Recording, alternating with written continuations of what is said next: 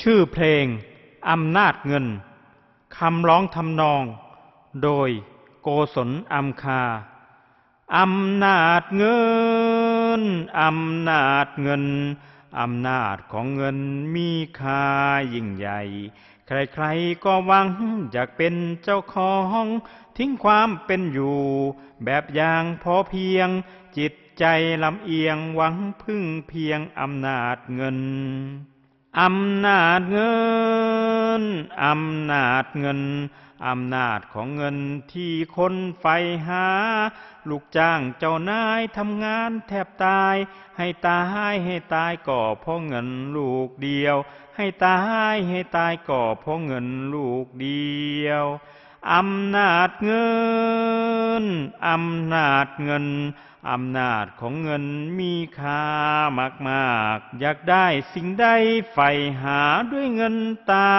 ทุกบาทมีค่าคืออำนาจของเงินทุกบาทมีค่าคืออำนาจของเงินอำนาจเงินอำนาจเงินอำนาจของเงินยิ่งใหญ่ท่วมหัว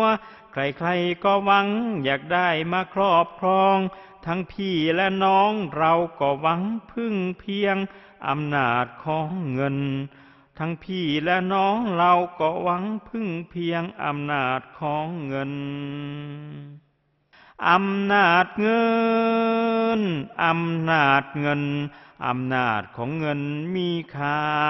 มากอยากได้สิ่งใดใฝ่หาด้วยเงินตาทุกบาทมีค่าคืออำนาจของเงินทุกบาทมีค่าคืออำนาจของเงิน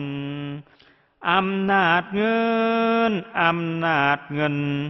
อำนาจของเงินยิ่งใหญ่ท่วมหัว